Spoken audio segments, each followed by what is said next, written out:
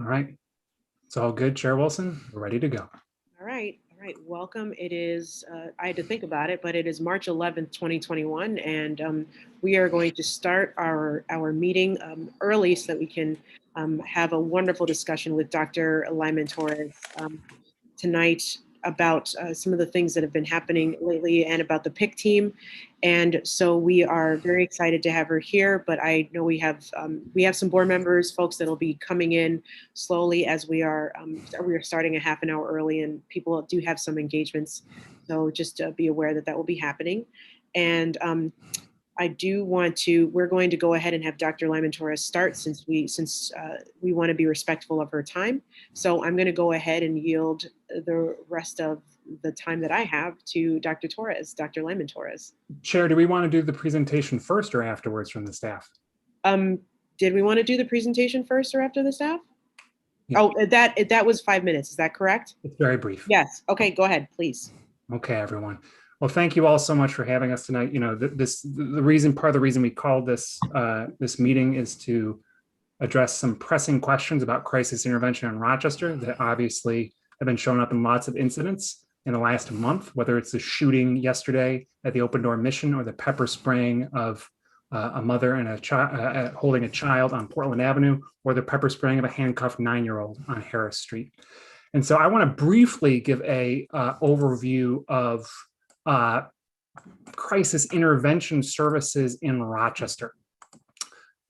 Just a little bit of history, because it's important to know we can't know where we need to go until we know where we've been. And I'm just going to say that we've generally had a history of failure. If you look at the history of crisis intervention services in Rochester over the last 100 years, you'll have one big takeaway, and it's this.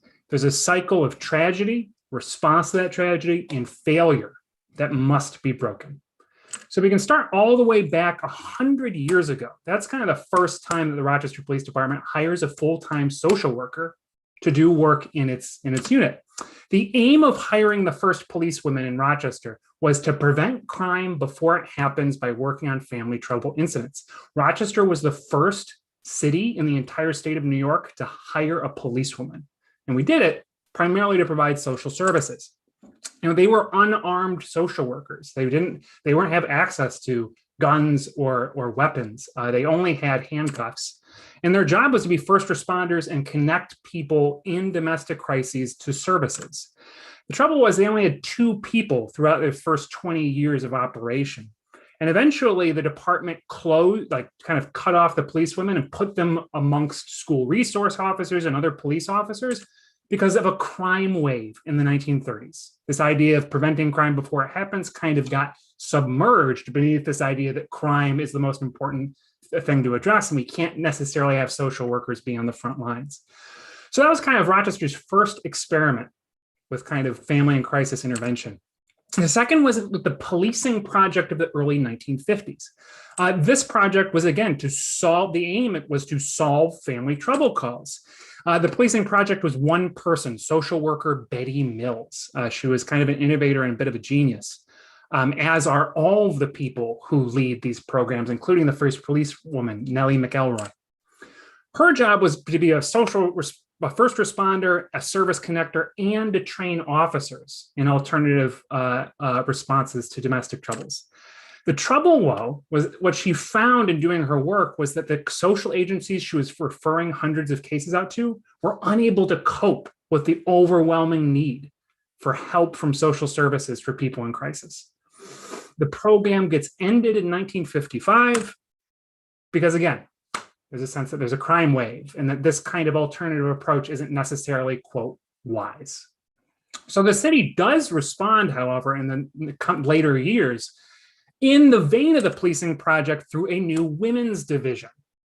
Which, again, the aim is, again, to solve family trouble calls.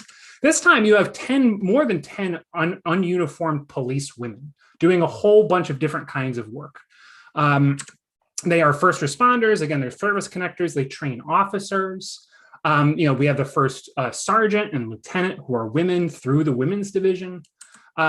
But the trouble is that the men in the RPD eventually undermine the program, not seeing it as real police work. There's great friction between the women leading this division and the men chief at the time, who eventually stripped the division of its investigatory powers, forced the women to start wearing uniforms. Women pushed back by saying this is undermining our ability to prevent crime and serve our community.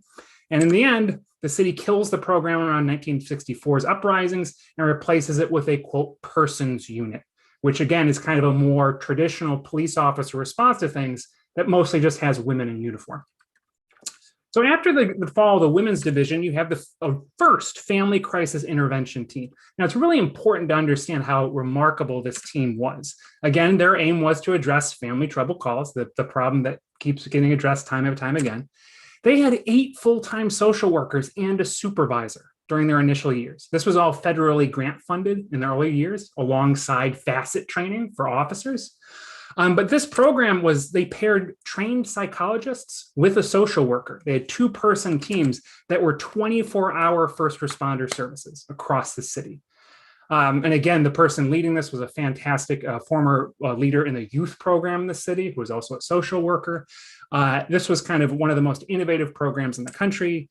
The trouble, of course, same problems again. They were connecting people to services, but the agencies were overwhelmed with the number of calls that were being referred out. And eventually, by the end of the 1970s, the programs cut to 3 people and their duties reduced. Why? Because the police chief says that facet-trained policemen can now function as social workers. And so there's no need for that problem ever again. And I think we all know what happens in the 80s with, again, the perception of crime waves and the need to have a harder response to these problems. But this isn't the end. Obviously, there's the facet team. I'm not going to get into that because the facet team changes so much and is so fluid over the following 30 years. What I want to emphasize is one of the most recent innovations, which is the emotionally disturbed persons response team, which begins in 2003 and kind of ends around 2008. It's kind of merged into the crisis intervention team, but as we'll learn, it was functionally ended in 2008. Again, its aim was to address mental crisis calls, not just family trouble calls. So many family trouble calls are mental crisis calls. They had a coordinator, 9 civilians and 30 officers as part of this innovative team. There was 60 hours of training for officers to how to deal with crisis situations like people who were suicidal. Again, connected agencies were overwhelmed here. And the national agency, our local NAMI branch in 2008 says that the EDRPT team, this team, functionally was ended by the RPD because the chief and senior command had, quote, other priorities. Now, again, I'm smoothing over a lot here because this has to be a brief presentation. But what I want to show folks is that not just that there's a cycle here, but that the same situations that we saw this week have happened time and again in this city. You can go back to Denise Hawkins, who was shot by an officer when she was approaching him with a bread knife. What did the city say then, given the fact that they had a family and crisis intervention team at the time? The city said that the training for officers wouldn't have made a difference because the incident was already violent and involved a knife. So it doesn't matter what the training was. It doesn't matter that it was a family and crisis intervention team.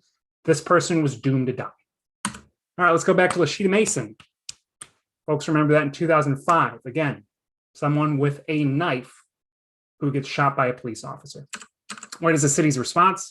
The emotionally disturbed person's response team was not a viable option for the crisis because the team was responding to other calls at the time. There's another one in 2006, Patricia Thompson. Again, the officer shoots this person because they are apparently lunging at an officer with a knife. The thing with Patricia's case is that officers from the emotionally disturbed response team have been called to her house over 9 times in recent years before she was shot. But the officers didn't know that because of a problem with dispatching.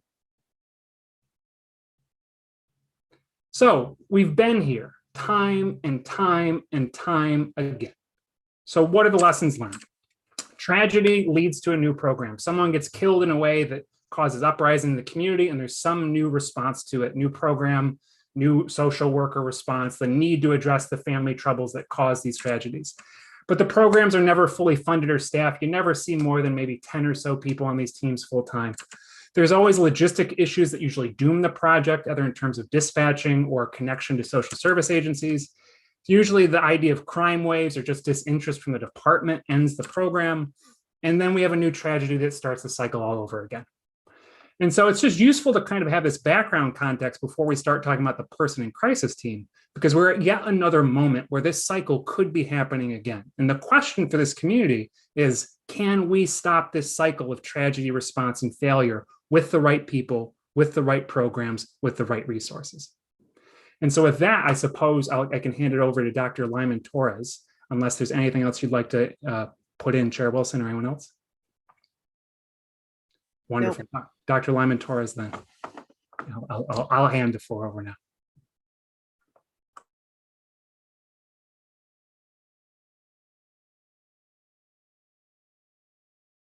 Now I just have to unmute myself. Can you all see my slides? Yes, we can see it. Yeah. All right, wonderful. I'm here to talk to you about the person in crisis team, what the team was formed to do, how it was formed, and then of course I will entertain any questions that you may have. So the purpose for this team was to improve outcomes for residents by adding a first responder team working independent of law enforcement, which would focus on the de-escalation and assessment on the scene as a first responder, to make connections to the community and to make immediate referrals to mental health, medical, or other emergency services. So when this charge was placed on the new crisis services office to create this independently functioning team, it was in the spirit of some other teams that we had learned about the work from other cities, such as the Cahoots model, which has been much talked about from Eugene, Oregon, which is run out of the Whitebird Clinic with a contract with the city of Eugene. And that program has been running for 30 years in Eugene, Oregon, and that has been an independent set of first responders, which in their case pairs up a social worker with an EMT, and they go out and they do responses for behavioral health calls primarily, but some other types of calls as well. And so they had begun talking with different cities as the entire nation has been thinking about how to do this differently in the wake of many tragedies. So while we specifically had one in Rochester that prompted our review of this, this had been going on in other cities as well, including Portland, Denver, Chicago, to name a few, who have not only launched teams like the person in crisis team, but who have launched them as pilots in advance of ours that we were able to learn some details from as well.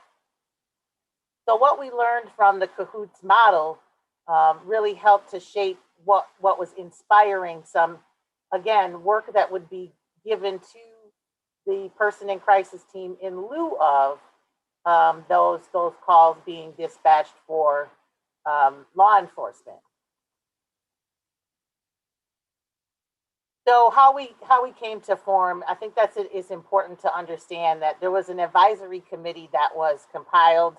And at the end, I'll put up a link to, if you haven't been able to access or see the project executive summary document that's on our website. I'll make sure I have a link in my last slide where you can find that and download it, and you'll see all of this information in there as well. But so our advisory committee began its work on October 1st and established a 90-day time frame to create a pilot plan. This was actually in congruence and in alignment with the Monroe County Mental Health Task Force, which was operating at the same time. I was sitting on that task force, and a member from Monroe County's mental health leadership was sitting on our task force. So we were trying to work in alignment with understanding the systemic connectivities, but also understanding how we could work together as we develop these plans and programs. One of the things that we did with our committee is we split it into 3 subcommittees. Those subcommittees included selective dispatch, which I'll talk a lot about, which is really how it's determined what calls the PIC team would be responding to in the pilot and how it could expand in later phases. On-scene protocols was another subcommittee, and their focus was how the team would respond on the scene, what exactly they would do to assess individuals, make referrals, and then follow up. And then the care network subcommittee, which was really focused on how do we ensure that the agencies that we're making referrals to don't, are committed to closing the loop with us, communicating with us, and creating that relationship to do that warm handoff as we make those in-person referrals or immediate referrals for service. On our committee included members from law enforcement, our EMS leadership in our region. We also had mental health professionals of many kinds, private practice or otherwise, and individuals with lived experience in both the mental health and substance use disorder realm, and as well as the faith-based community. So our PIC team is comprised of, as I said, emergency response social workers. So what we did, what was a little different from the Eugene model, is we noticed there were some differences immediately about Eugene, Oregon, and Rochester, New York. They're not, our sizes are not, our cities are not the same sizes. We have different level of diversity and demographics, as well as, our Rochester uniqueness in terms of how our services interact with one another and the amount of services and availability that we have. So when we thought about our team construction, we really thought through why Whiteburg Clinic has an EMT and a social worker. And what we deduced was that for our team, the EMT wasn't necessary because we have immediate access to EMS, and that team in Eugene does not provide, advanced life support or any other kind of advanced medical care. So it didn't seem necessary for us to have that on the on the. I think I cut out for. Did I cut out for a minute? I had a power surge. You're good. Thank goodness my laptop has battery. The power just surged in here. So we decided to instead staff the team with 2 behavioral health professionals at a time, not only just for safety, although safety is one reason why they work in teams of 2, but also for, collaboration on assessment and being able to consult with one another through the assessment process and through the referral process, which we felt was important. So we have emergency response social workers who have credentials of Masters of Social Work or licensed mental health counselors, and work in teams of 2.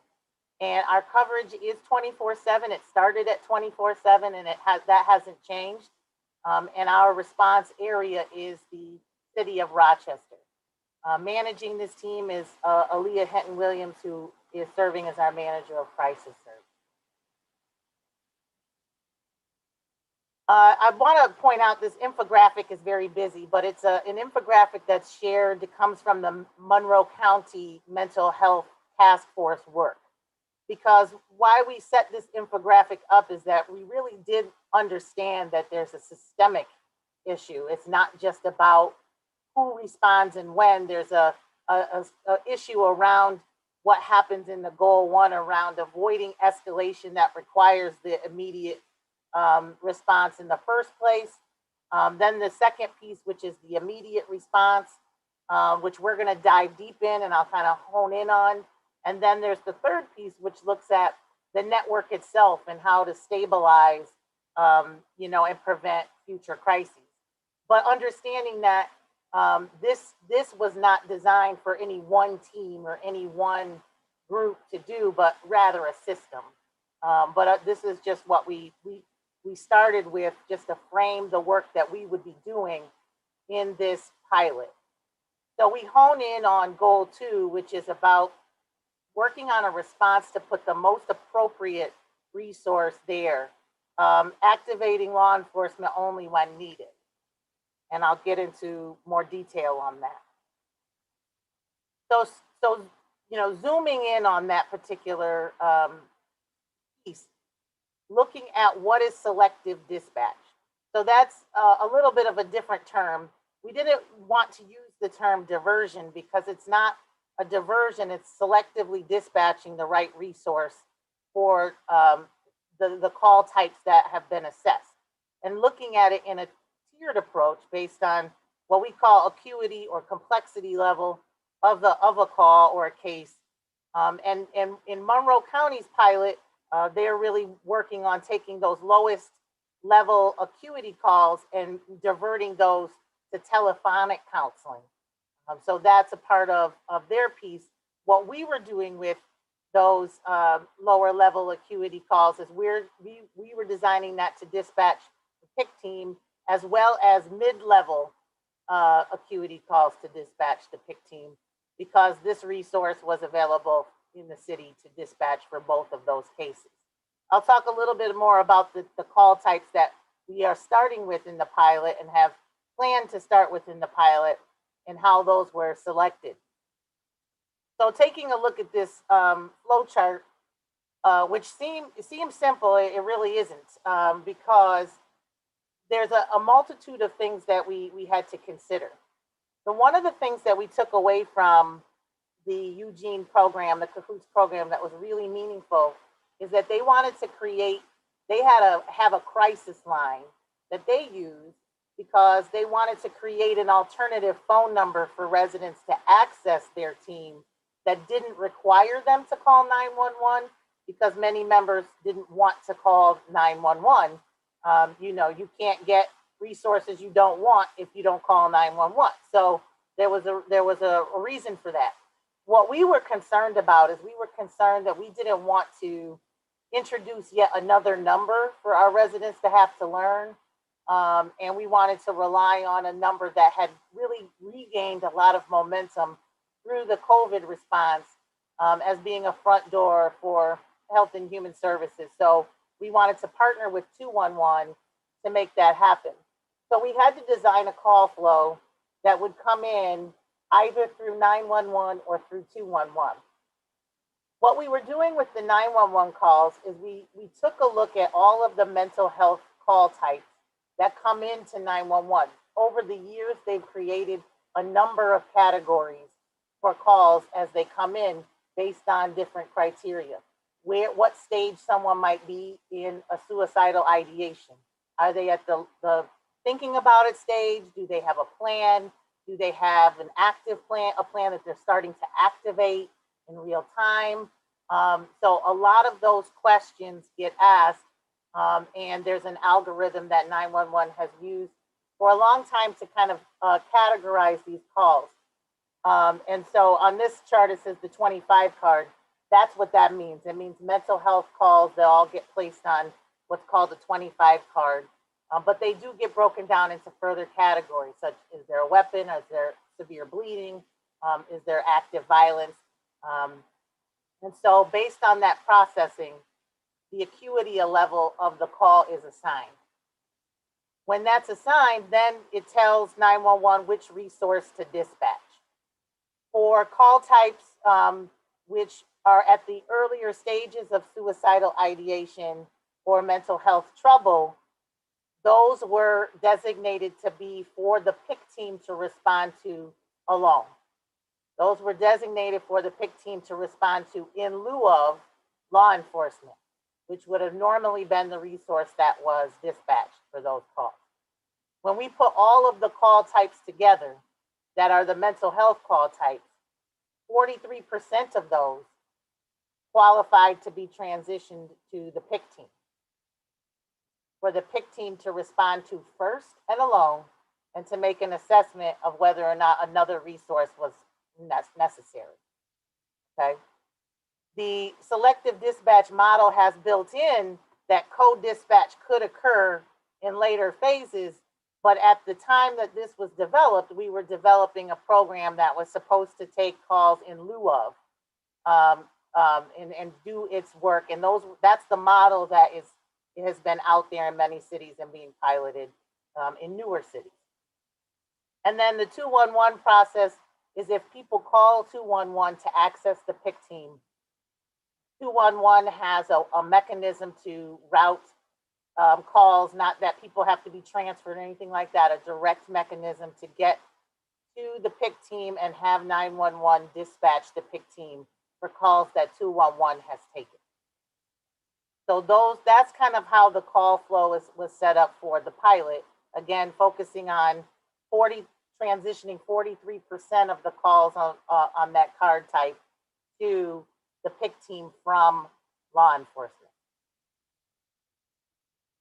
When we developed on-scene protocols, this is just a snapshot. Again, I do encourage you to take a look at that full document that really doesn't translate itself to just slides.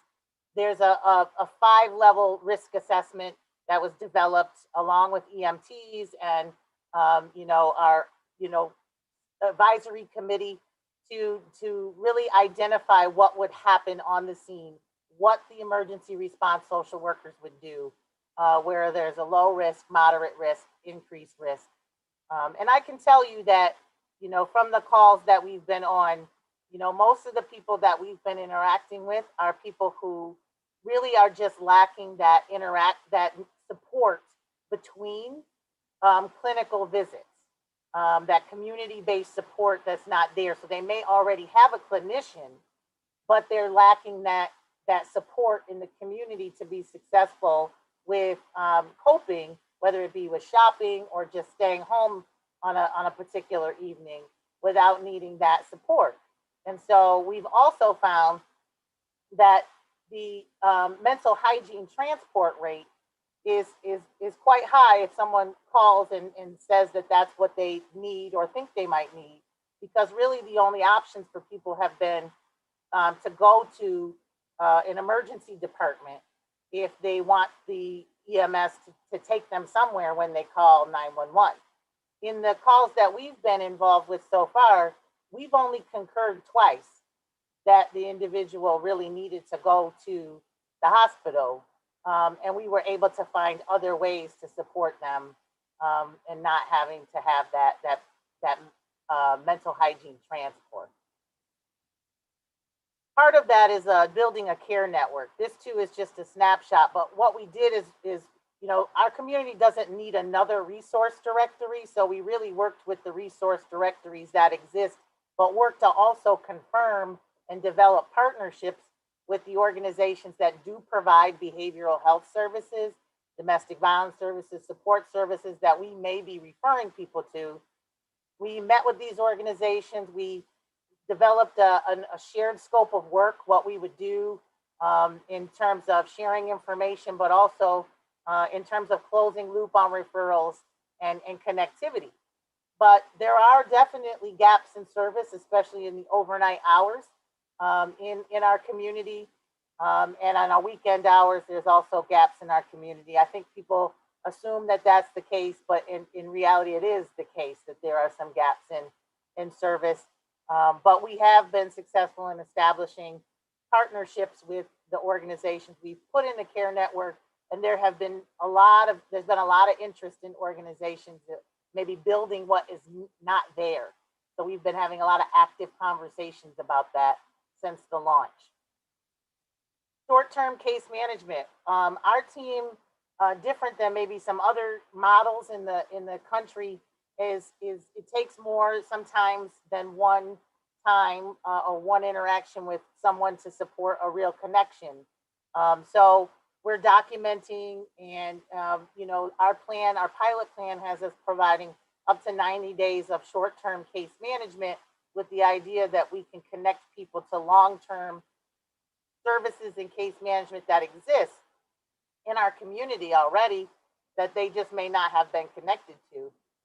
We found connectivity to case management to be an ongoing issue in the things that we have found, but we want to make sure that we're helping with barriers if there's transportation barriers or other reasons why people aren't being connected to the referrals that are being made. This is really important with what we call the familiar faces, the people that we have served multiple times. Peer integration, you'll see in the plan, we really believe that peers, people in recovery, serve as navigators and can really support people with long-term success. What we're working on in the pilot is where to integrate them and how to integrate them. We quickly identified that the logistics of a peer being, on duty and with the PIC team 24/7 isn't realistic, or necessarily meaningful, but creating that network and identifying where we can put the peers, but also the funding for the recruitment, training, and staffing of peers as professionals. This can't be something that the community expects people to volunteer and do. This is a professional certification that needs compensation as well. So what is also out there in our summary document is our pilot expenses. Our pilot, just to give some clarity, was designed to run from January through June 30th, which is in alignment with the city's budget cycle, fiscal year. So what you see here is obvious, the largest expense being staffing, and that's in any service related organization. We have a contracted and a training and contracted services line that's also a larger number, and that has largely to do with our agreement with 211 Lifeline for them to provide that 24/7 call taking, call taking piece for the PIC team. But there's some scale up room there that we have in that agreement, and we're keeping that in mind as we build future phases. Also, our clinicians require clinical supervision and training, and that's something that is a part of this as well. Key metrics, I'll just quickly tell you that, there's 4 categories of key metrics that we built for the pilot plan and that we're finding as most important for how the pilot was designed, which is to look at that percentage of calls that are transitioned to reduce those calls traditionally being responded to by law enforcement or EMS and having those transition to the PIC team instead. So that's part of what we're monitoring. Also taking a look at the impact on ED utilization. That's one of the places where, there may be resources to support some of the work that has to happen in the community, is that we know that, as I said before, 92% of the time that people are assumed to need a mental hygiene transport, they get the mental hygiene transport to that emergency department. Most important of our outcomes is looking at outcomes for individuals. We want to look at, are we doing these meaningful connections? Are we tracking services and coordinating services? Are we making a difference in that way? But we also take some guidance from the Justice Collaborative Policing Task Force document, which recommends taking a look at what impact, if any, would there be to non-warrant arrests from making this selective dispatch to this team as opposed to law enforcement. And then the last one we're looking at is the cost-benefit analysis. I think on the back of the envelope, we make some assumptions that it's less costly and we hope more effective to send this team instead of either law enforcement or EMS. So we'll be looking at those, that cost-benefit analysis of those interventions. Just wrapping up in my presentation, just letting you know that the evaluation and looking at future phases didn't stop. The committee never stopped working and still works weekly to not only evaluate and troubleshoot initial issues, but to develop a timeline for adding additional call types. There's other cities that do call types such as wellness checks. There are other call types that have been diverted to other teams that we can really consider may make a difference here, but also looking at some of those other protocols that we might need to put in place. And then what it would take to expand the team beyond the pilot, to make the team not only, grow to meet the need for, additional calls, but also be able to really ramp up around the case management piece, which we would really need to add some additional supports and counseling supports to do that. So I will mention we did do an outreach campaign. You might have seen some or heard some on YouTube. We did get some billboards. We did do transit, advertising, YouTube as well, social media, because we want to get the word out for residents that they can call 211 to access the PIC team. Because again, we were already planning to selectively dispatch and divert calls that come into 911, but we also wanted to provide this additional access for people who might not be comfortable calling 911, in particular with everything that has occurred, not only most recently, but in, as we heard earlier, throughout history, right? So some people just don't want to call 911. So we really want people to call 211, and that's what we're promoting throughout to get the word out for residents to know that this is a service available to them. So the last thing I'll put up is just that slide with the link. It is cityofrochester.gov/crisis intervention. And if you go to that link, you'll see not only all this information, but the actual PDF of the plan document that you can download and share. We will continue to post results and information there. We also have a crisis intervention at cityofrochester.gov email. If people who are not on this Zoom and who can't ask live questions want to be able to ask additional questions, you can email crisisintervention@cityofrochester.gov and we will answer your questions from there. And with that, I'll stop sharing my screen so I can see all of your faces again and talk with you. Thank you so much for that presentation, Dr. Lyman-Torres. Here's how this is going to work. Dr. Lyman-Torres, you still have to leave at about 7:15. Is that right? I'm sorry, I can't hear you. Oh, yes, at the latest. At the latest, okay, 7:15. That gives every board member maybe 4 minutes of question time. So the way that we're going to do this is we're going to go, each board member is going to have a chance to ask a question. So to make sure that everyone has a chance to ask a question, there's a list. I'm going to say what the list is. I would ask everyone, the board members and Dr. Lyman-Torres, to keep the time constraints in mind. I'm going to let people know when about 3 or 4 minutes have passed during the question and answer so that folks can kind of wrap things up, keep things going, okay? So the first question is coming from board member Ida Perez.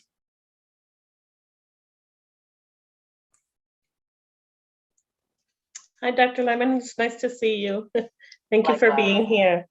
Do you know why the person in crisis team was not dispatched for yesterday's emergency call at the Open Door Mission?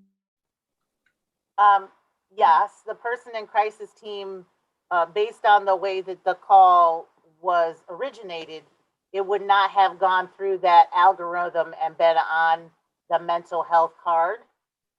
It wouldn't have even been on that card of mental health calls.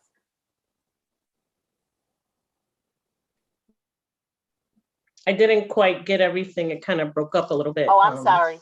I didn't hear everything. What I was saying is that the originating call type would not have triggered the PIC team to be dispatched. Okay, so to me that indicates that there's something missing there, right? There's something that because it should have, right? It should have generated that call, and so I'm a little concerned of how those calls are generated and dispatched to make sure that. I hear you, but in the current design, the PIC team was launched and designed to do work in lieu of law enforcement. And doing that, responding to those call types in lieu of law enforcement would have meant that those call types would have had to be screened for things like weapons that would preclude the PIC team from doing work by itself. And so the way the pilot was designed, that's why the call types were set up that way. If it were designed for the PIC team to be serving in the role that the PIC team currently serves in at the county level, that would be different. That would be a different approach. But the way the PIC team was designed, and I'm not saying that things can't change, but I'm saying the way it was designed is that it was designed to do work instead of and not with. And in order to do that safely, any call that came in that included a weapon and an active brandishing of a weapon would have precluded the PIC team from going out alone.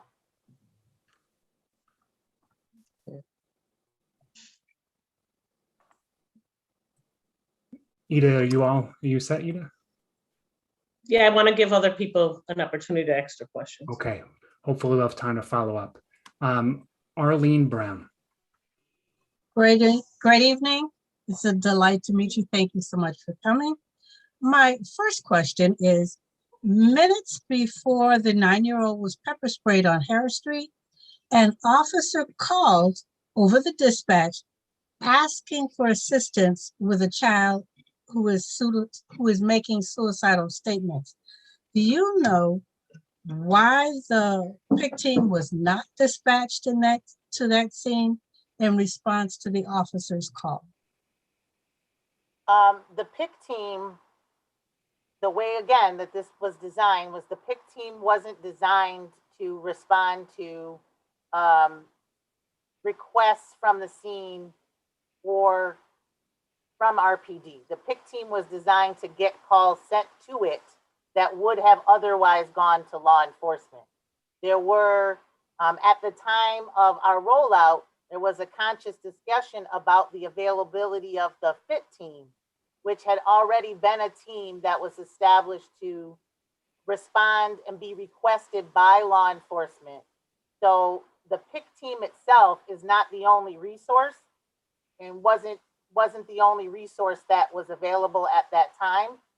But as a resource, it wasn't designed or set up to do that. The FIT team has always had the protocol of being dispatched or requested by law enforcement to the scene. Okay, so just so I'm clear, the law officer called the wrong team. He was supposed to call the FIT team and not the PIC team.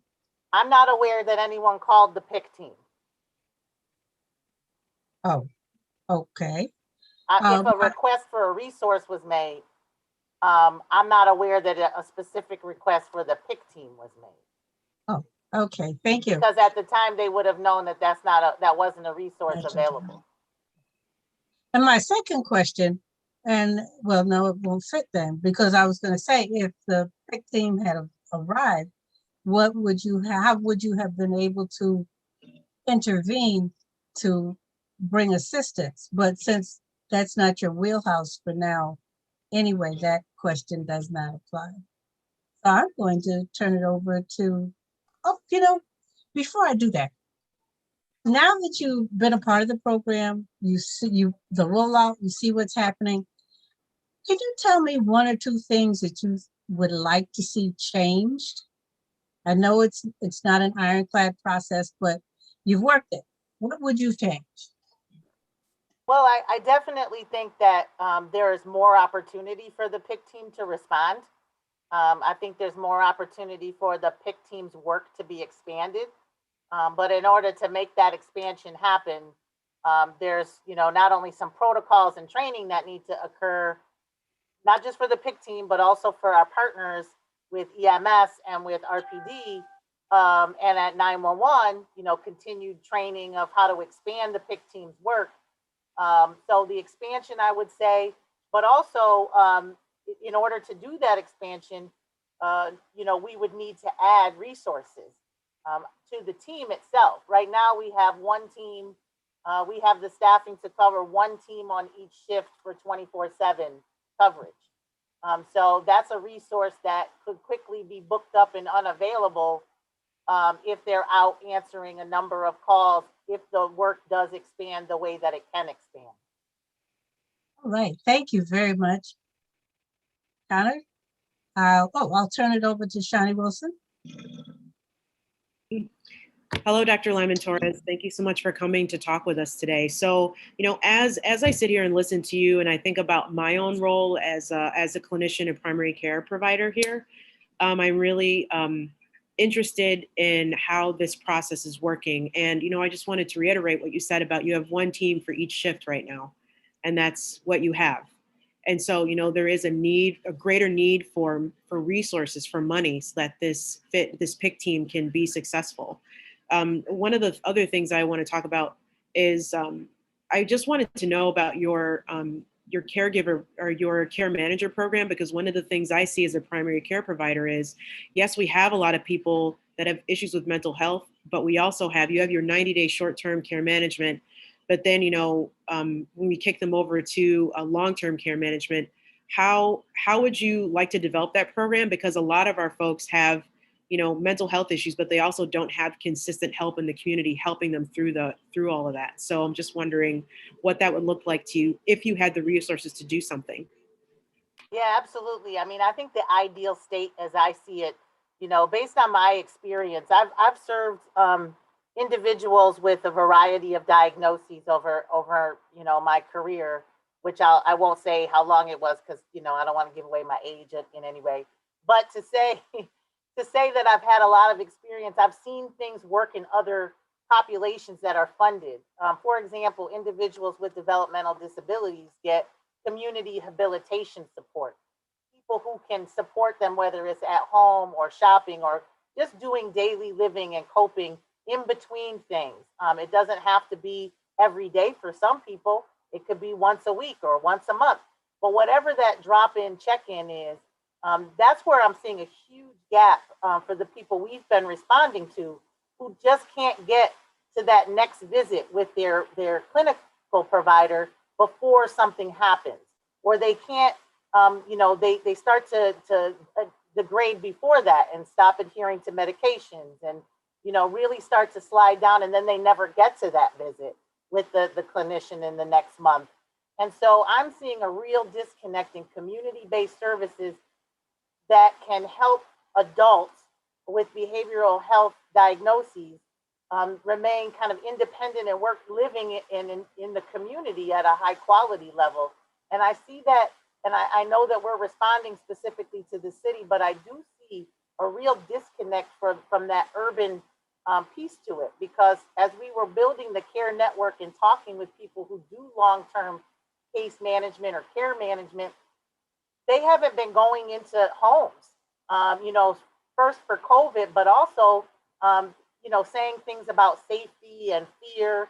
And I really think it really leads to a disconnect in cultural competency and understanding and being able to connect with the population that you're serving and the community that you're serving. And so I see a grander vision of being able to have the resources to provide that service. That service isn't being provided, and it would make a huge difference in people needing to call or getting to that crisis level in the first place if there were preventative services which can be delivered at a lot less expensive rate than emergency or crisis services. Yeah, thank you so much. Before I yield to the next board member, I will just say that is the disconnect that we see in medicine in the city of Rochester, is that there's care managers, but there's not enough, and there's a lack of consistent care, and that is why people end up going down a slippery slope to what we saw yesterday. So I will go ahead and yield the rest of to the next person, Rabbi Jorosettle. I'll just say that we're on time with our 4 minutes per person, so we're doing well. Great. Okay. So a pleasure to meet you. Thank you for being with us tonight.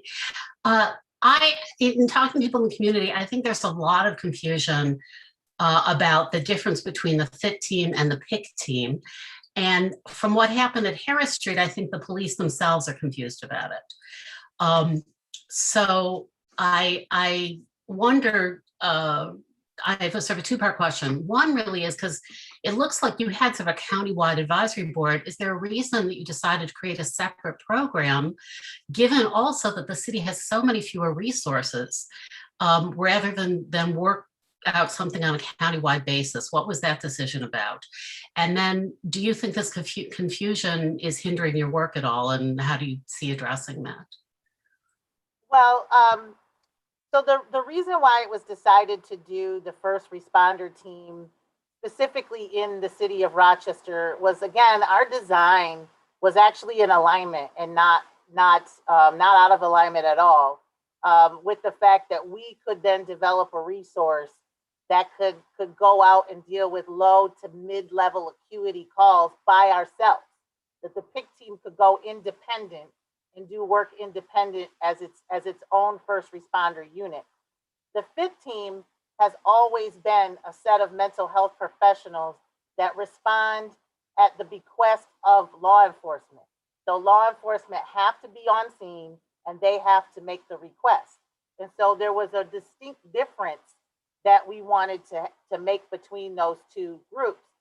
I think what we've identified in the conversations around what it could look like is, I think that we've identified that even with those resources in place, there's still a need. There's still a need. And so the request has been made and talked about, can the PIC team do that work too? The work that the FIT team was designed to do, which is different from the work that the PIC team was designed to do, but can the PIC team do that work too? And when our advisory committee considered that, they said, is that redundant? And the answer was yes, but it's needed because there's not enough resources. And also yes, because the PIC team is specifically dedicated to the city, and it is made up of a team that is 100% city residents, and that the demographics of the team look like their community. And so there was the committee overwhelmingly said that yes, if for a future phase, we really should look at having the PIC team do that same work. And then to answer your other question about the confusion, I think the confusion is real, but I think the confusion was there before the PIC team.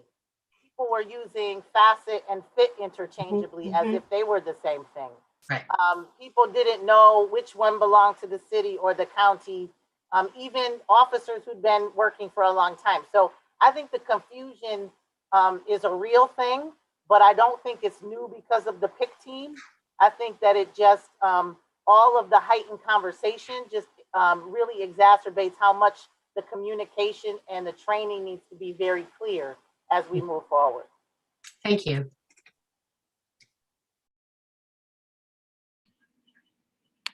All right. All right, I'll pass on to Dr. McIntosh. Thank you.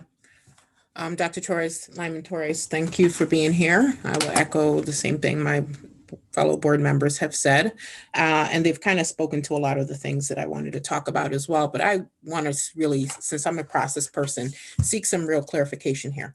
So I guess I'm just wondering, is there an organizational chart? Who do the PIC, the FIT, the FACET report to? Yes, so the FIT team is a program out of Monroe County, and that's on the Monroe County Department of Office of Mental Health. So that's Monroe County Office of Mental Health. That's where the FIT team resides. So that I have no management or jurisdiction over the FIT team at all. Okay. The PIC team is a new team in the Office of Crisis Services, which is in my department, which is the Department of Recreation and Human Services. The FACET team and victims assistance teams, those legacy programs were in the Rochester Police Department until October, when they were moved into my department under the Crisis Services Office.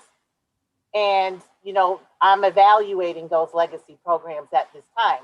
I think we heard a presentation earlier about, some of the history of one of those legacy programs, but it definitely is not what was described in that slide. That's not how it looks today.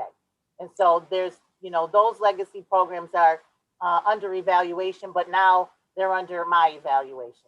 Okay, so the PIC and the FACET is under your evaluation, but just in hearing you speak, it sounds like realistically for me, maybe this is just my interpretation, that when it comes to matters of law enforcement, the only team that's really going to be able to respond is the FIT team at this juncture. At this juncture. Okay, so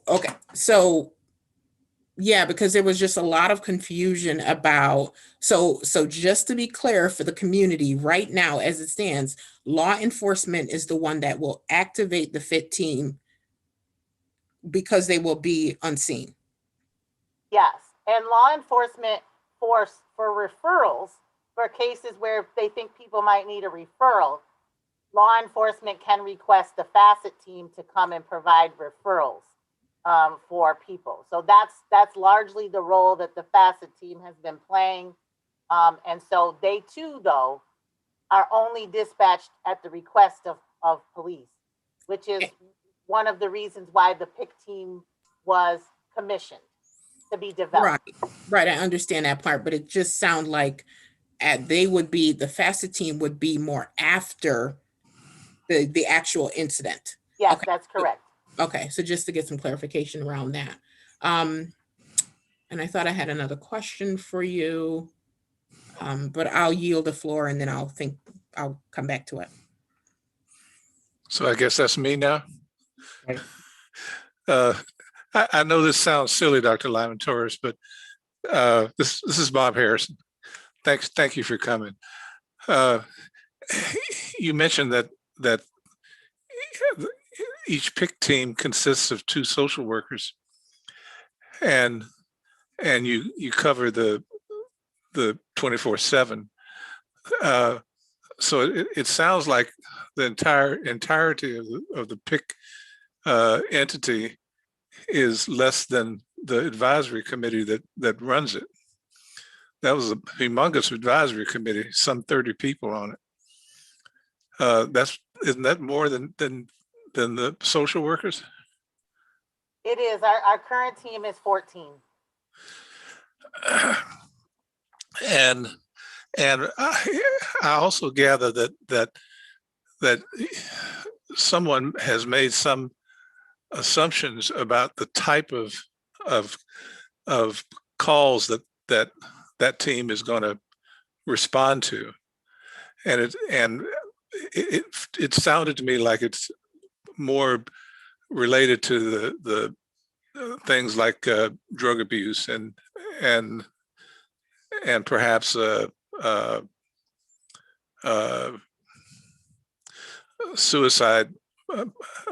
suicides, but not necessarily domestic disturbances. So the pilot was developed to begin with that set of codes that come in as mental health or psychiatric in nature, which it would include substance use. But the idea is to expand beyond that. The pilot was designed to start one way, but the concept was to also include domestic violence and family trouble and some of the things that we learned from other cities that have done it. But there was an intention to not understanding the resources I just described and the processes that I just described. It was intentional to build this out and build those systems incrementally in a way that the team could successfully respond. And thank you. And of the 14 social workers, how many have had crisis intervention training? All of them. Thank you. Ms. Tucker? Yes, thank you, Dr. Harrison. Good evening, Dr. Lyman Torres. Thank you for coming. My question, I have a couple questions. My first question is, why is the program designed for the PIC team to respond separately from RPD? I do understand, I understand that you have FACET and you have the FIT team in which the RPD has to activate. My thinking is, do you feel as though there may be times to where the RPD needs the PIC team's assistance in de-escalating a mental health situation?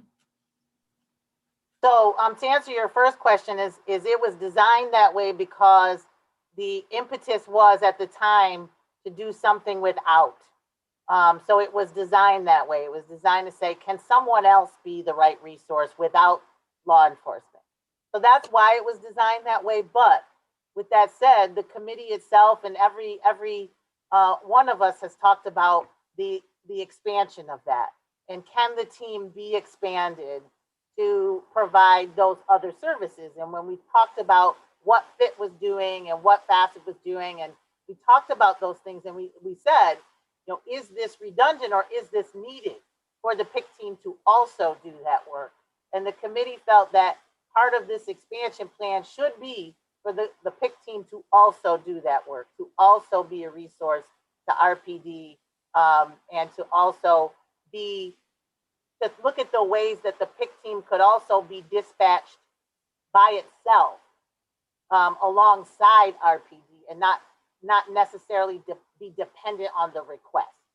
So all of those things have been discussed and thought about as a expansion, but that was a part of the expansion conversation, not a part of the original design conversation, because at that time, the community really said, give us something other than the police by itself. Okay, thank you for, clarifying that. My second question is, how do you think we can clarify the confusion the community and other individuals have about the different teams, the FAST or the FIT, the PIC? How can we clarify that? Like, what are some, now that we all know that there's some confusion as to what team to call and when to call them and what does each team do, what is the plan to clarify that? We need a real broad community communications strategy that involves community-based organizations, our clergy, our churches, to really get the word out and to help to spread the word of what it is. And continuing to do sessions like these is a part of that too. I've been doing no short of 2 or 3 of these a week, and that's where I have to go after this, to try to continuously talk about it. But it's not going to just be through this. We have to hit it at multiple ways together. And the more people who can be ambassadors of the right information, such as yourselves after this meeting, to be ambassadors of the right information, that's going to help when you see something or one of your friends comments and says, what about this? You can say, no, this is what I learned about that, and spread the word, because I've seen that happen very quickly based on that word of mouth. So we need to build community ambassadors who understand how it works and can continue that message. Well, thank you so much for answering the questions. I want to give my other board members a chance to ask questions.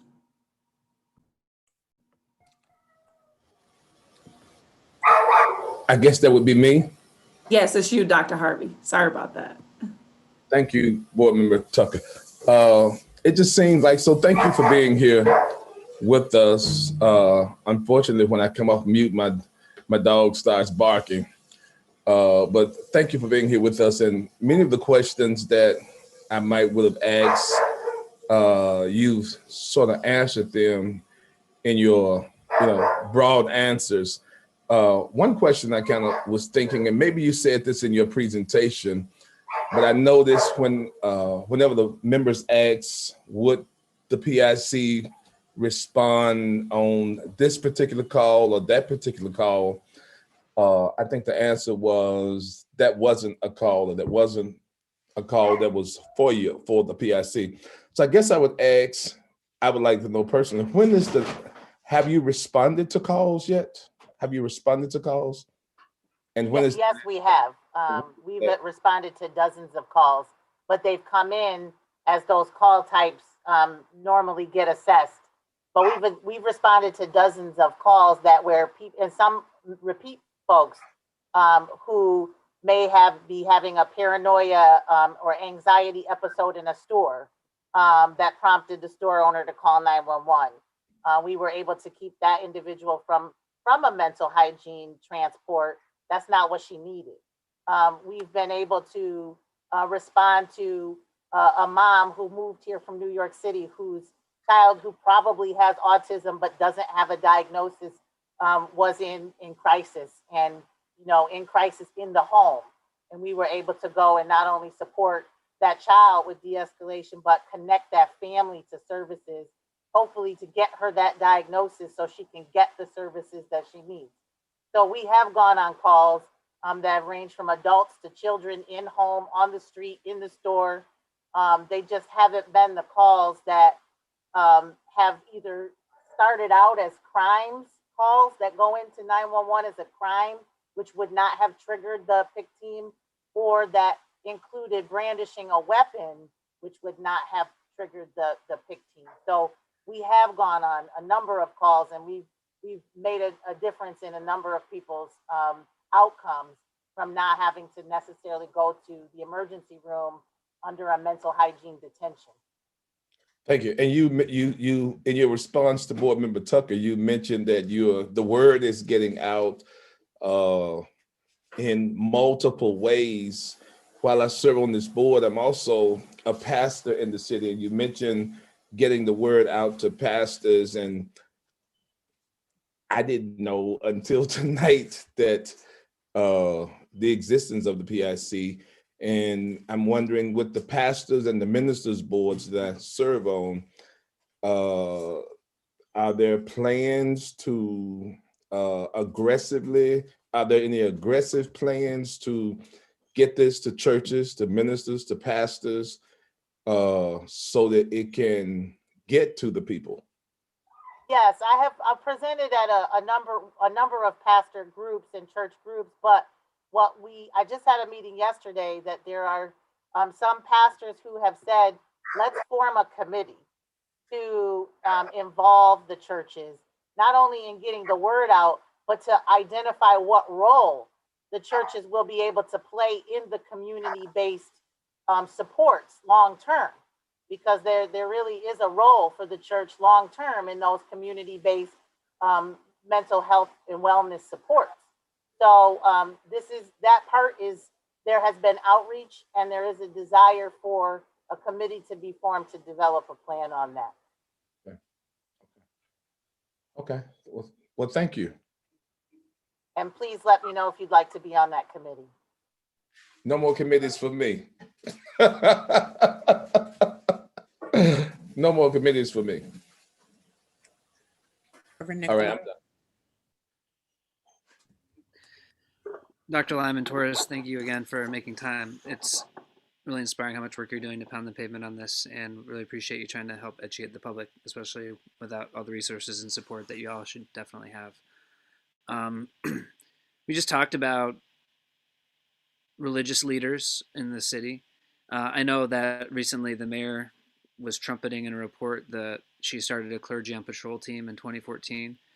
Do you see much of religious leader support out on the streets, people along the way who are being deployed and are being included actually at the scenes of things? Is that a factor that you all work with? Is that happening? Well, the clergy on patrol, I have seen active with violence prevention efforts. Okay. Not specifically this. I do also oversee the Pathways to Peace team. And I have the clergy on the patrol has been active with the Pathways to Peace team in outreach and violence prevention efforts. So what I was suggesting to your colleague is that there needs to be a dedicated effort to this work, which is different than violence prevention. So their group had signed on for that, but I definitely think we need to take a targeted approach with the faith-based leaders in this work.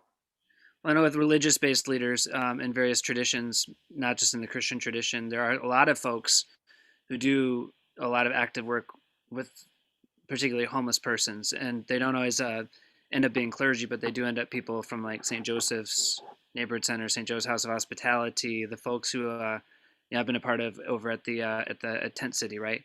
And I wonder if, sometimes I think we look at religious leaders very narrowly as kind of a certain swath of the population, and I would hope that we could reach out and maybe even form.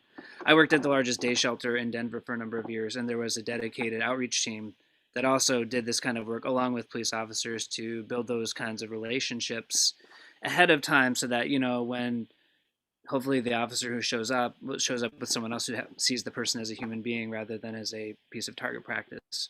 What are some other proactive ways that you could see both the police officers and other people concerned with this building these preemptive relationships within shelters, within places where particularly mental illness, those who suffer from mental illness tend to congregate, Are there a lot of outreach teams like that that go to see panhandlers and other folks to try to get on top of this? You know, there's a proactivity that needs to happen. That's not necessarily your responsibility, but what kind of proactivity would you like to see, say, the RPT take in these in terms of that relationship building? Well, I think it's important for all of us to do that. RPD, yes, but also the PIC team, and any other team that's out in the community. And that's going to be another way that people learn about that as a resource. So we have our team here, our PIC team members have actually started to develop a plan for community engagement on their own, that they're going to do community engagement with individuals who might benefit from interacting with them, but also just to get to know them. So just like you're suggesting. So I think that there's definitely a need to hit the ground and get into that and to do that more. And I also would like to say before I close is that I would like to get more information from you on that Denver program that you talked about, because I'm eager to learn about it.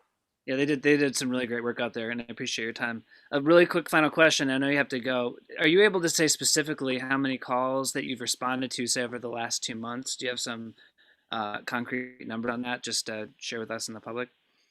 Well, I will say that we're going to post that information. I wouldn't want to say a number that will be incorrect today. We have a dashboard that we're going to put up on our website. Each week we will update it, and I will encourage people to take a look at it. But what I will say is we've gone on a number of calls, dozens of calls, but we also have room to go on more calls, you know, so people can call us, but up to a certain extent before we need to add to the team.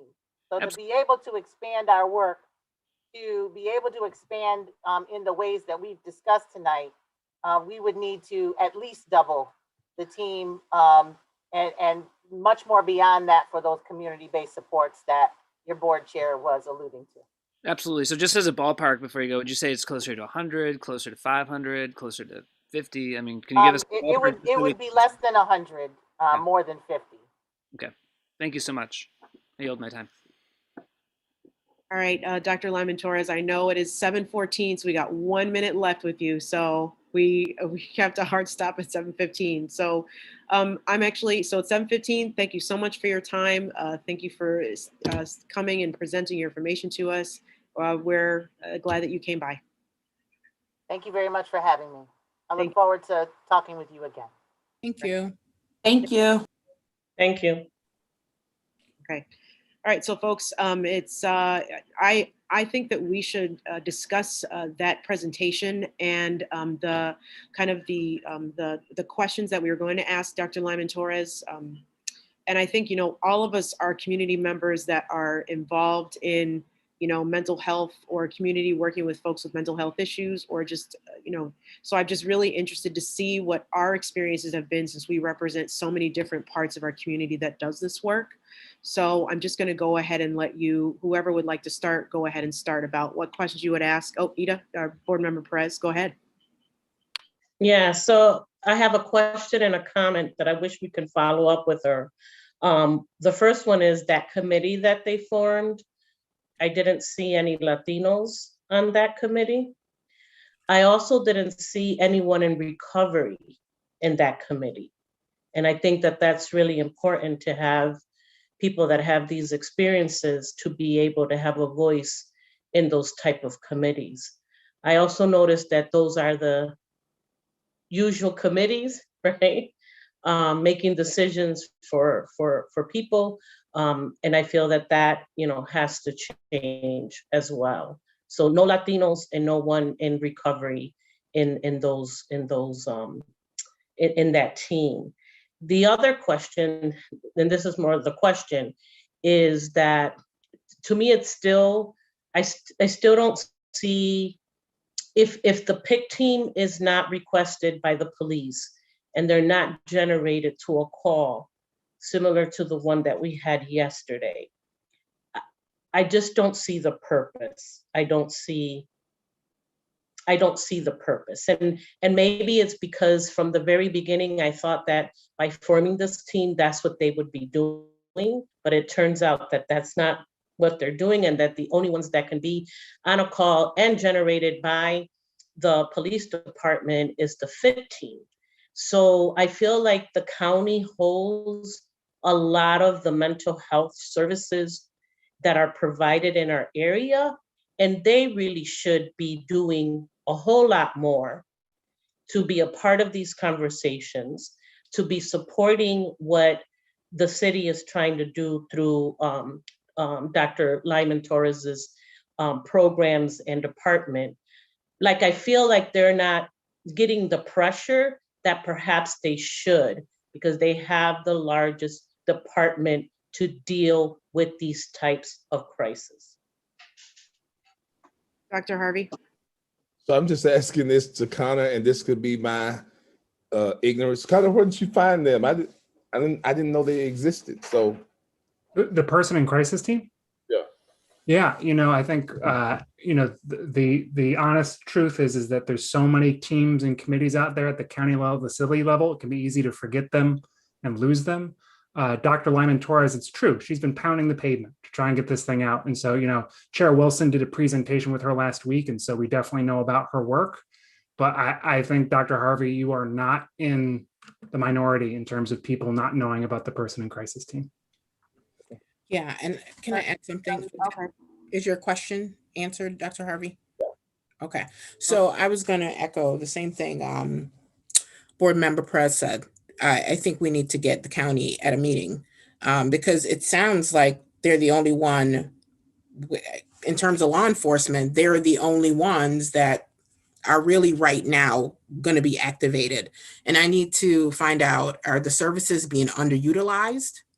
Because there's this gross maybe misconception that they only, and maybe I don't know if it's a misconception, but when people talk about the FIT team, they say that they go to the suburbs. They only go to the suburbs. That's the understanding that I have about this team. So I need some kind of clarification. I'm not really sure if that's the case. I'm understanding that they get county dollars or some funding from City of Rochester. I don't completely know if that's true, but I think if they're the ones that are going to be activated, then we need to hear directly from them what exactly they do. Are they being underutilized? Are they only responding to the suburbs, as has been stated in many, for many people in the past? So that's my 2 cents. Okay, so we have a lot of folks that want to talk. So we have Board Member Tucker, we have Rabbi Settle, we have Reverend Nikoloff, and we have Dr. Bob, and then we have Board Member Brown. So that's the lineup. Go ahead, Board Member Tucker. Okay, so from my understanding, if I'm remembering correctly, she stated that Dr. Torres has stated she had taken, there were 3 teams under her watch as of October. And 2 of the teams are under evaluation as to what they'll be doing. So with that being said, I just think we should kind of like hold off on getting information out to the community if we don't know if the responsibilities of the teams that's under evaluation will be changing. Because that's something that she had stated that it may be changing. And then secondly, I think we should follow up with her on funding, because she spoke a lot about expansion and expanding. And I would just want to know, like, just get her take on it. What amount of funding would she think they would need to train officers in the community to properly use the PIC team? A lot of the answers she had given us to the questions, I can kind of see that training probably would be a reason why the PIC team and RPD does not respond at the same time. I know they weren't formed to respond at the same time, but they will need some type of training if they were to respond at the same time. So I would want to know, what amount of funding do she think they would need to train the officers in the community? And those are my 2 questions. I'm just going to interject, Danielle, just to bring up 2 points. First, the community should know that the Police Accountability Board recommended an immediate $10 million investment in teams like the Person in Crisis team. The city rejected that proposal and removed it from their draft reform plan. So people should definitely know that.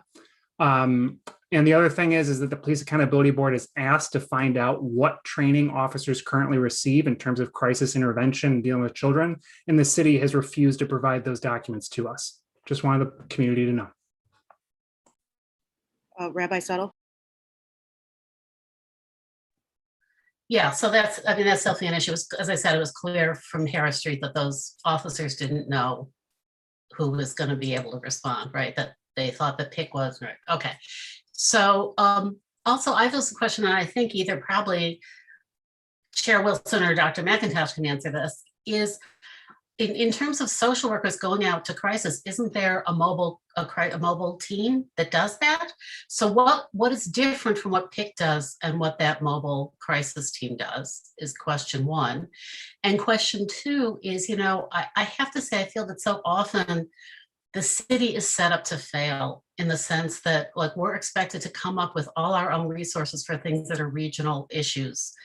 And I absolutely understand the need for cultural competency in terms of workers and stuff, but the mental health budget is in the county, right?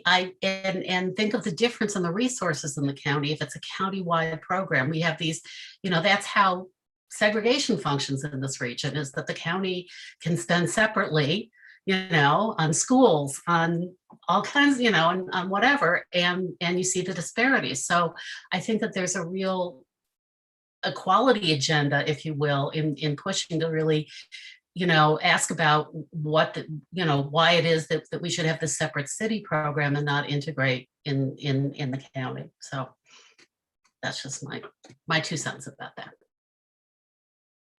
So if I can answer that real quickly, I mean, I've dealt with the mobile crisis team. I'm sure Dr. McIntosh can also weigh in her experiences, but,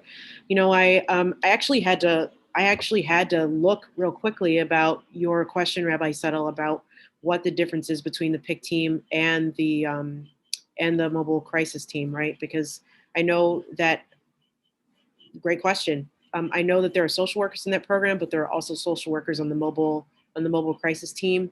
I'm also curious to find, I know that they're, so, I know that they go to grocery stores, they go to wherever people are, and they also link people to care. So I'm also curious about, why was there not why was there a PIC team versus just expanding the mobile crisis team? So just a question to your question.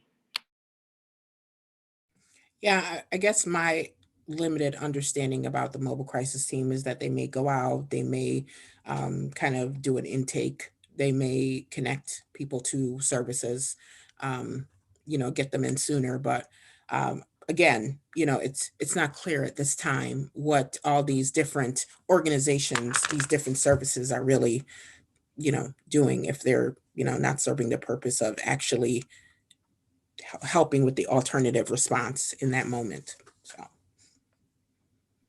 Reverend Nicola? First off, it would be nice, I know this might sound like more like science fiction, or maybe it's just a technical problem, but in the same way that it'd be nice if there were certain trigger words in an initial report or response that when they triggered a 9/11 call, or as soon as they got the call, someone could just enter a database that says mental health may be involved and immediately would flag the team. At the very least, we'd have a record that this happened. It seems like there's probably, a kid in his basement who can design an app to do that, and fairly cheaply, and it would be a simple step, right? That would be able to at least show that had happened, right? Hey, we noticed all those teams, then it was up to them to respond if they could dispatch, right? But we could do that. And I think that would, in the same way that body-worn cameras and these kinds of things are meant to be turned on right away, I just think we can, that's a simple practice and a habit I think folks could subscribe to. But on another note, I think one of the things I would like to raise up in police accountability is that too often in certain cultures in which and this is it, injustice is a theological problem as well, right? So not to wax this way, but when there's a certain kind of culture that says homeless people deserve to be homeless because they have made immoral choices, we might call it prosperity gospel culture, there's a tendency then to treat the homeless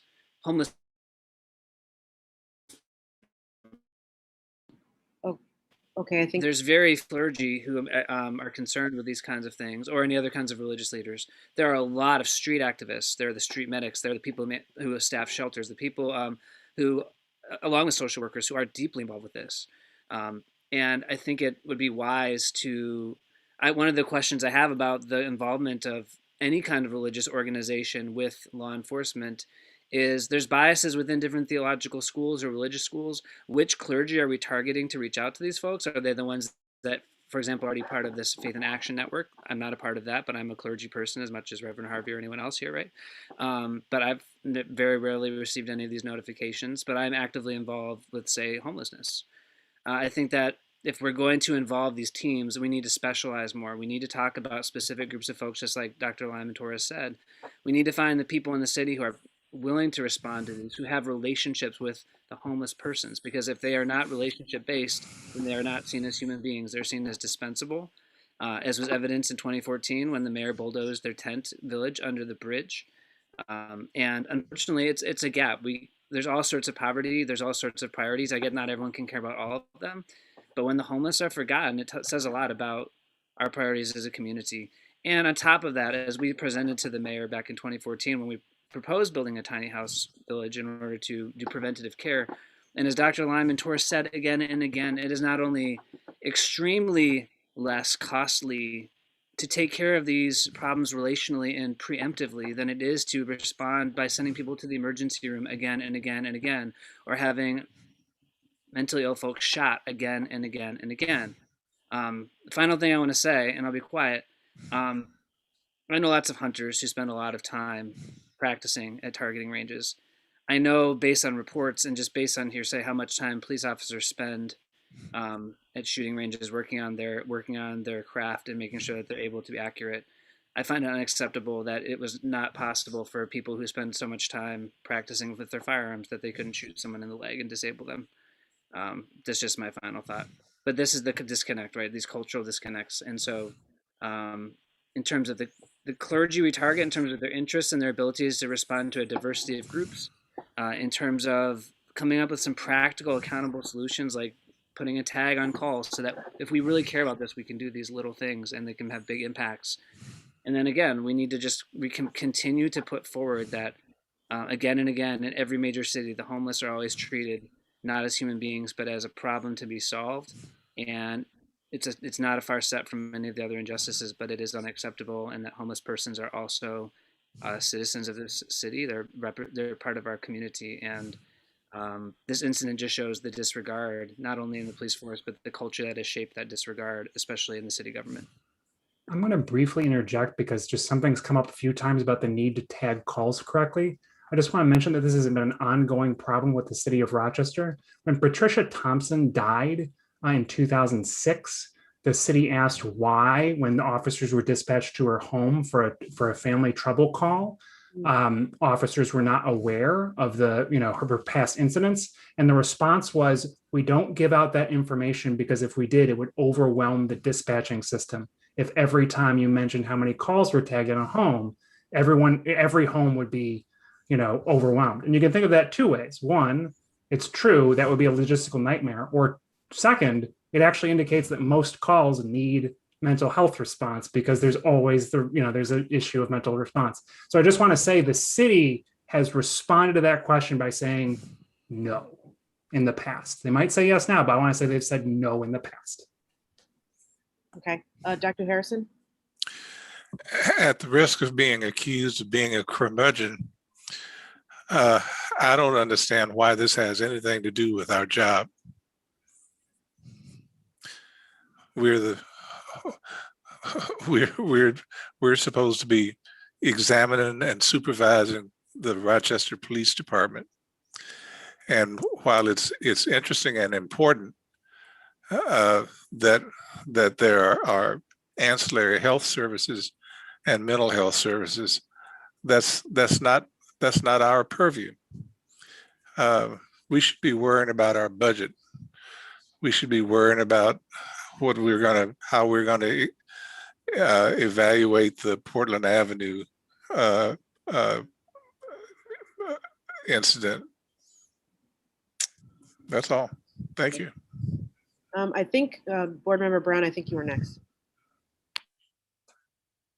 You're on mute. Can I respond to that? Please do. Okay.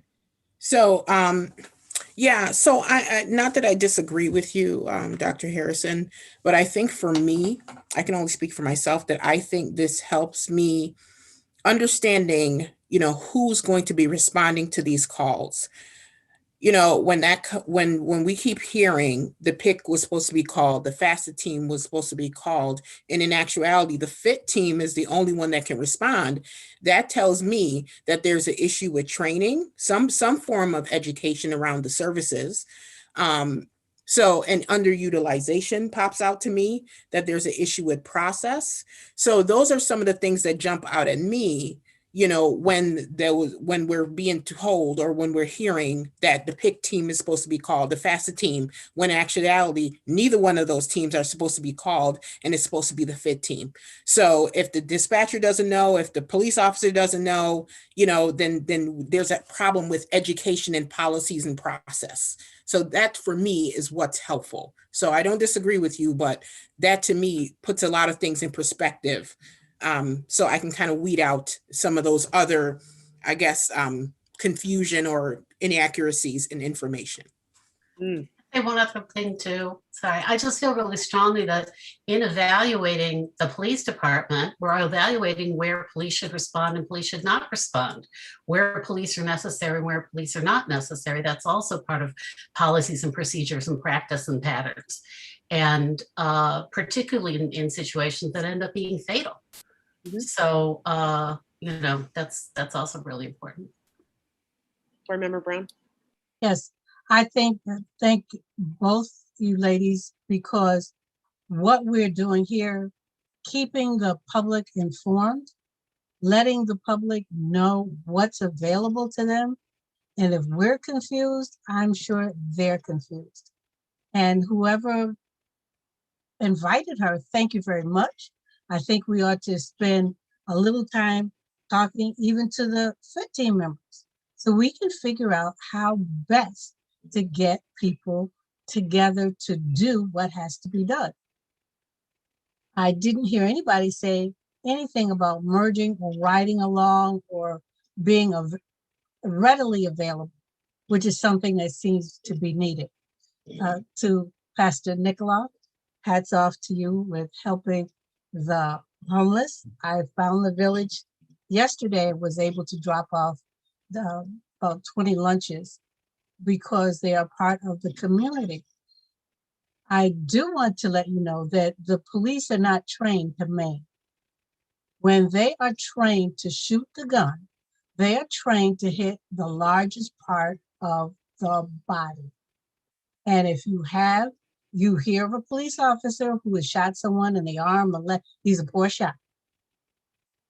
And the other thing, if they start aiming for other body areas that are more mobile, the possibility of more people getting hurt is greater. I don't know enough about gun handling, never shot one, never shot a person, none of that. But I think if we knew and understood a little bit more about what they do and how they do it, then we would be able to see things from their perspective a little bit better. I don't like how they respond. It's command, demand, and then violence, or command, demand, and chemical. Their communication skills are just deplorable, but that's neither here nor there. Alternative services for people who are in crisis. If the police are called first, there's no way for things escalate to such a point that by the time somebody else gets there, the damage has already been done. Oh, I like the idea that the PAB has its pulse on the community. And we're looking to see how we can best serve the entire community while we look at what's going on in the police department. I know that we're still waiting for paperwork. We have to go to the next level, the next step, perhaps subpoena somebody in order to do the job that we have been called to do. The community asked for this. The city thought it was important enough to have people vote on it. They voted. Here we are. We need to be able to do our jobs and do our job effectively. Every time there is a crisis, we're trying to help, but we need information. We can't even, I personally cannot comment on what happened with the gentleman that got shot with holding the knife. I don't have enough information. I can't say this should have happened, that should have happened. Harris Street, we're still waiting for the information. Portland Avenue, we're still waiting for the information. We want to be able to move forward and perhaps be able to prevent some things from happening. We're always talking about policies and procedures and practices. We don't know the basics of what the police officers are trained to do because they won't tell us. I want to be able to help. If I understand the why, I might be able to help with the what. I'm off my soapbox. Thank you. Thank you, Board Member Brown. So I want to kind of fold in a lot of points that have been made about, Dr. Harrison's point, Board Member Brown's point, Dr. Celia's McIntosh's point. I think that, I thought about what Dr. Lyman Torres said about 43% of the calls that were coming in, qualified for PIC team involvement. I think that's, as we know, just to Board Member Tucker's point that, PIC team is going to be hopefully expanded, but, I wonder if that's the long-term solution and we need a better short-term solution because, while we're trying to work on our mental health situation here in the city of Rochester, we can, and I understand, the PIC team's involvement, right? When you're trying to pick off 43% of those, lower acuity cases, which we can talk about. I have some depression issues. I have some care member or care management problems that can be fixed with, a phone call, a referral, that can hopefully not escalate, snowball into what we saw last night. But I still think that, just to Dr. McIntosh's point about, what is going on, who's in charge here, who's taking care of these calls to make sure that people don't get killed. That is what we're asking. That is what the community is demanding answers on, and, we appreciate, we understand what, the role of the PIC team, but we still have, people that are, getting killed that we need to make sure that we have a way for them to be, to have access to services. And also, to everybody's point about making sure that police accountability is making sure that they have adequate access to resources, care, and also that the police are adequately trained to deal with them since we don't even know what that is. Looking at policy procedures, and practices of what RPD does when they are interacting with citizens. And how can we make sure that that is ensuring safety for citizens? I think it was, Board Member Tucker, were you up next or was it Board Member Perez? No, Board Member Tucker. I believe it was me, but you guys have touched on my questions / comments multiple times. So I'll go to Board Member Perez. So, I want to comment also on Dr. Harrison's point, and I appreciate him always trying to keep us on track of the other work that we have to do, right?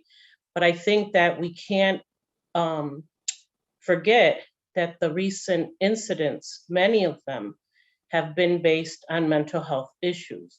So I think that it does become part of the work that we have to do. I also want to remind people that we're still in a pandemic. I just recently read an article on how COVID and the pandemic has affected children and what type of long-term effects that's going to have on children. So mental health is not going to go away. It's not going to get better. In fact, it may even get worse. And so we may find ourselves dealing with more and more situations, hopefully not, but more and more situations like the ones that we've had recently, regarding mental health. So I feel that it's also our responsibility. And yes, we need to worry about the budget. We need to worry about these other things. And, we were reminded today of all the other work that we need to do, but we can't forget mental health and how police interact with people with mental health issues. I also want to say that I feel that the city has stepped in to fill in a gap that the county has, either a gap or resources that they're not using fully. And so I appreciate that, right? Because they didn't have to do that, but they're trying to help us solve these issues. I think the county, the issue is really with the county, because they are the governmental human services agency, and they should be at the forefront of these conversations. I feel that they've, said, okay, let the city deal with it, whatever. But as we all mentioned, and we have all been thinking, these resources should be put together, working together, creating a better budget so that they have more than one team responding to these situations, and that there shouldn't be a difference between one and the other when it comes to a crisis. So we really have to push the county to help us and help this community with the issues that we've been confronting. Reverend Nikoloff. Reverend Nikoloff. Just again and again, having worked in shelters, you get to the point where it was the other night. If that guy who's struggling doesn't have a relationship with somebody who can step in and say his name and look at him as a human being and build on that relationship, there's no stopping him, And I think it's, in some sense, I still think, if you want to help police learn how to maim and not shoot, you make an incentive. Like, I think people would enjoy a game or a program where you become a crack shot. I can't imagine many people who wouldn't love that opportunity during their range time. But in this case, again and again, relationality, preemptive, proactive, relational approaches. We've heard it about in schools. We've heard about it in mental health cases. We've heard about it in gang intervention. We've heard about it in every single time. If we're a city that's based on programs and think that money and funding will continue to change things, if we do not change a culture, if we do not teach and live and form one another to start with relationship, and realize that relationship, even though it's harder work, is always not only more effective, but less expensive, right? If you don't care about love and peace and all that good stuff, care about the good old capitalism, right? It's cheaper. But at the end of the day, a refusal to have a person-centered approach to policing, a person-centered approach to homelessness, a person-centered approach to mental health, nothing will change. It doesn't have to be from any one particular religious or philosophical tradition. It's just cold, hard facts and numbers, and it happens to work. And again, we see programs, we see new initiatives. Again, we see more budgets proposed. And at the end of the day, in addition to trying to recruit more diverse police officers and trying to recruit residential police officers, we need to recruit folks who just have a heart for this stuff and who really want to be there about the people, and incentivize that so we can get quality people so they can afford to do it. And I know it's hard. Recruitment is hard. Training is hard, but it will save all of us, and we won't have these situations. So, relationship. It starts with how we treat the most vulnerable people in our population, which are often the homeless folks. And that's why, to me, this incident is troubling, Dr. Harrison, and why it's worth reviewing what the PIC does, because it's a nutshell of everything. It's a picture of police culture, of city culture, and how those things collide to see certain lives as dispensable. And we need to continue to harp on that and to continue to hold it accountable. Connor? First, I want to just thank everyone who's continuing to watching this hearing. I want to respond to what Bob said. I think that addressing those must-do things about the budget, et cetera, is so important. Here's why. We have been inundated with messages and emails asking us to investigate this incident. We cannot, because we do not have the resources to do so. I want to make that crystal clear to the community. We barely have the resources to investigate the Harris Street incident, along with all the other work we have to do. Now, we can't do that because we don't have the information from the city. But the point is that these are just the incidents that we know about. There are probably things happening every week that the Police Accountability Board should be looking into. We cannot do it with the staff that we have. It's impossible. And so if folks want this board to look at all of these issues that are coming up in this community, something has to change. In the same way that if we want mental health services that are expansive, person in crisis team to respond to these things, a fit team that works, you need more resources. It's the same thing with the PAB. which is why it's so important for us at next week's board meeting to talk about the budget, to talk about the budget process. There is a meeting this Tuesday with the Office of Management and Budget to go over City Council's budget and the PAB's budget.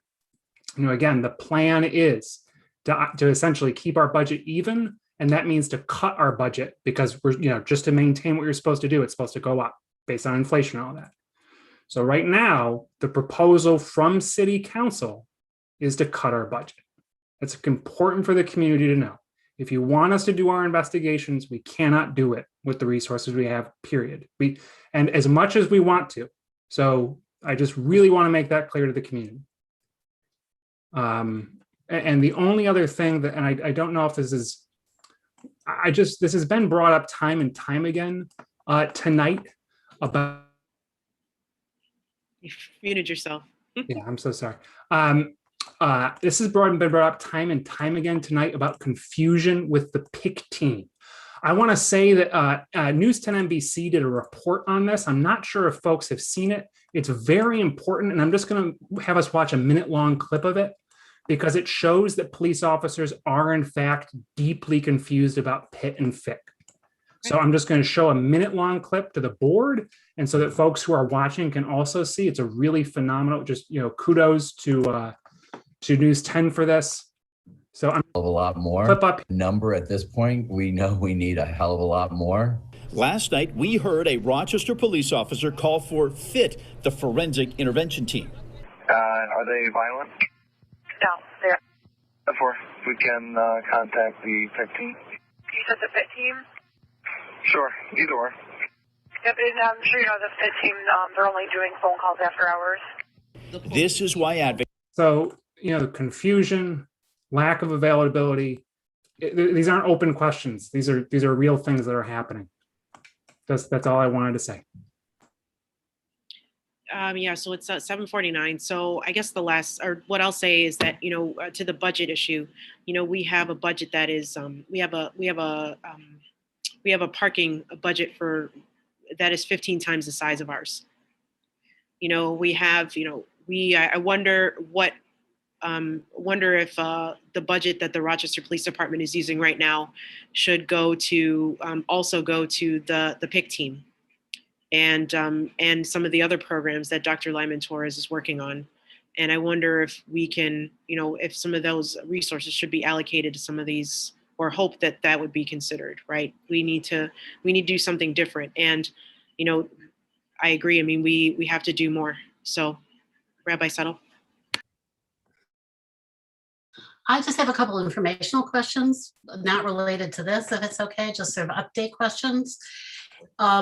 Have we had any response about our ability to view the unredacted body-worn camera footage from the incident the other night? Chair Wilson. We have not. Okay. Yeah, and just so the community is clear on that as well, we asked the Rochester Police Department and City Council to allow us to view the unredacted footage. The response was not from the police department, but from the president of City Council saying that the Rochester Police Department was scheduling times to view the footage. And to correct me if I'm wrong, Chair Wilson, but we have never received an invitation to view the footage. We have not received an invitation as of before this meeting tonight. I have one other question. News reports about the incident indicated that Sandra Dorley's office was dealing with it, but my understanding is when there's a fatality, it's supposed to be the state attorney general.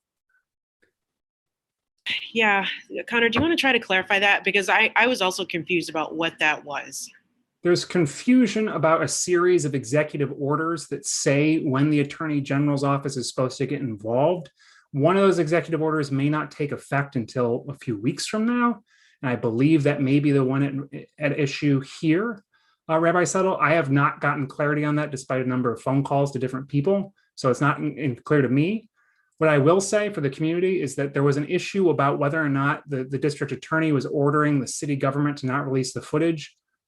I have no understanding of what law allows the district attorney to prevent the city from releasing footage. That's a moot point now, but I just want to note that there's a lot, the process that happened yesterday, where again, the media were allowed, to view the footage before we were, where city council members were privately invited to view the footage before we were. The release of the body worn camera footage at night last night without much, not which not on a YouTube by downloadable video without an announcement. The entire process was confusing, doesn't make any sense, and excluded the Police Accountability Board. Vice Chair, were you going to say, did you have something you wanted to add? I saw your hand was up. Oh, no, it was really about the budget and, you mentioned if the PIC team needed more money, but I mean, if the outcome is not going to change right now, and if they're not going to be able to respond to these calls, then, I mean, I'm just saying, I'll just leave it there. Chair, is there anything else?